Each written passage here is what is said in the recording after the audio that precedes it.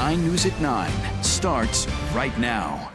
Took 5 days, but a Chevron well in northern Colorado's finally stopped gushing water, gas, and oil into the air.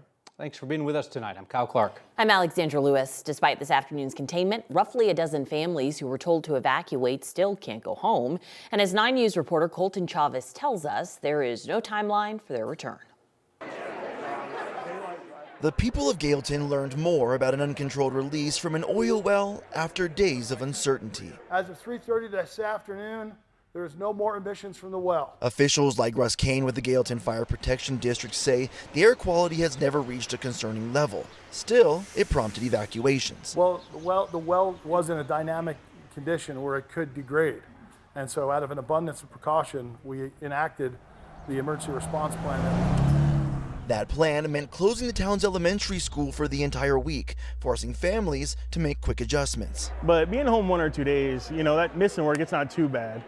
But going on, for a whole week, it gets hard because you got to miss work. The incident command team is still working to learn what caused the well to spray. County leaders also don't have a timeline for when the 12 evacuated families can return home. We left to a hotel. Des Valdez and his family live just outside of the evacuation zone and chose to stay in a hotel in Kersey. Because we're pretty close. And when we left to Kersey, we could see some water droplets in our car too. People were invited here to this fire station to learn as much information as they can about the incident. Now, one thing we learned that we're not going to find out is when that evacuation order is going to be lifted.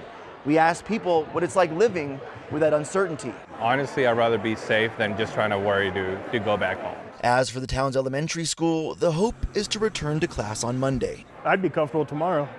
A return to school, and hopefully with a return to everyday life for the community of Galeton. Hopefully we can go back to our house on Monday, Tuesday. In Galeton, Colton Chavez, 9 News. Last night, Kathy, it was the gales in Galeton that had them worried. Stuff was blowing around in the wind. It was. Today, so much better. The winds are calm. That storm that created the wind is off to the east, and we're awaiting the next one that's due in over the weekend. It's between now and then that we're going to be talking about an early preview of summer with temperatures in the 80s tomorrow and Saturday. Record territory. We have cooled back a bit tonight. The wind has a northerly influence. We dropped to 44 degrees. Winds are light, though, which is wonderful news because the wind was really gusty yesterday along the foothills, 50, 60 miles per hour. Yesterday's storm off to the east, the next one moving on shore in the Pacific Northwest. High clouds coming into the area, but no rain or snow showers expected tonight, tomorrow, or for the first part of the day on Saturday. Things start to change later in the weekend. Temperatures out there now for some areas in the mid-50s, mid-40s out at DIA, and we're going to spike and watch those numbers climb to 80 degrees tomorrow. Record territory the next 2 days, but that also means elevated fire danger. I'll have details on a fire weather watch coming up. A tech executive and his family are among the 6 people killed when a sightseeing helicopter crashed in New York City today. That's what sources tell the Associated Press. This is video captured that part of the chopper falling from the sky into the Hudson River. Witnesses say they saw the tail and propeller come off. Sources say Agustin Escobar, higher up at Siemens, as well as his wife and 3 children, were visiting from Spain. The family and pilot were killed in that crash. The National Transportation Safety Board is working to figure out what went wrong. Frontier Airlines says a man on a flight from Denver to Memphis tried to open an exit door while they were in air. I want to bring in 9 News reporter Ria Jha on this now. And Ria, while the pilot was flying everybody back to Denver after the incident, a lot going on inside that cabin. Yeah, I talked to one of the passengers who helped hold that man down for the entire flight. He's a Marine Corps veteran who says his instincts kicked in as soon as everything went down.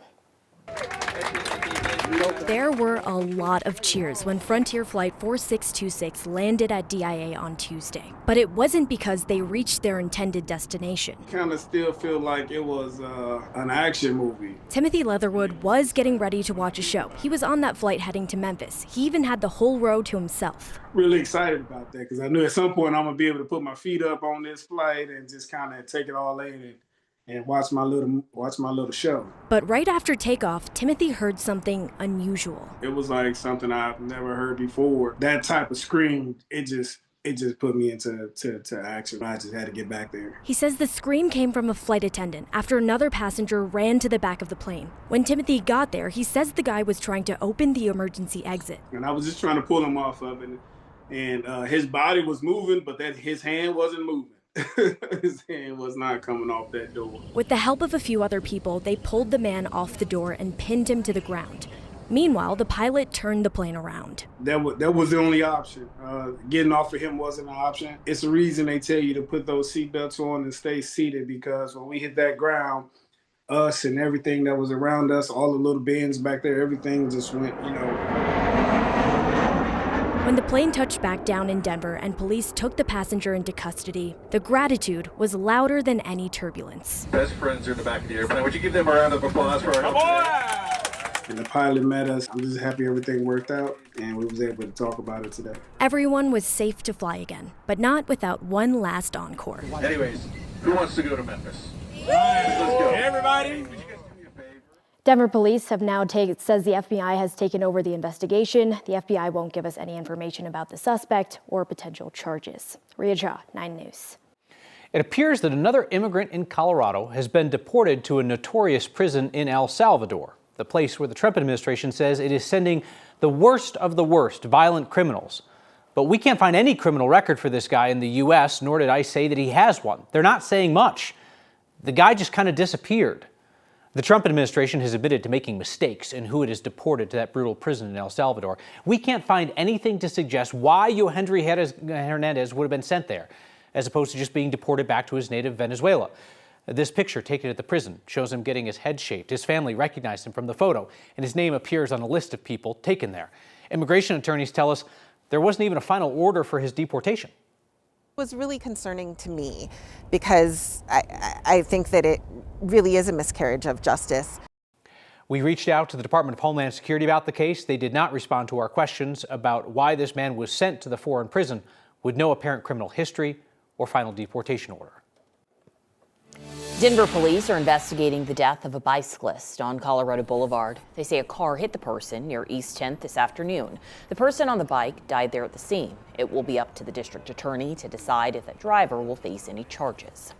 A home in Denver's Ruby Hill neighborhood is damaged after an SUV drove straight into it.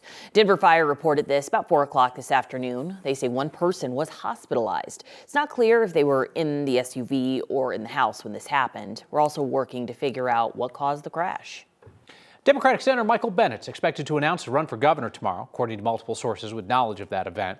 Bennett's plans have been something of an open secret lately. He becomes the instant frontrunner in the Democratic primary, in a state that's only elected one Republican governor in the last half century. Bennett was appointed to the Senate in 2009, elected 3 times since. Attorney General Phil Weiser is the other prominent name in the Democratic primary to replace Governor Jared Polis, who is term limited. Denver's coming pro-women's soccer team does not have a name yet, but now it has a team leader. Today, the team announced that Jen Millette will be the organization's president. Millette's coming from Bay FC, where she served as chief operating officer for the NWSL's 14th expansion franchise. She grew up in Denver, went to Cherry Creek, and is a CU grad.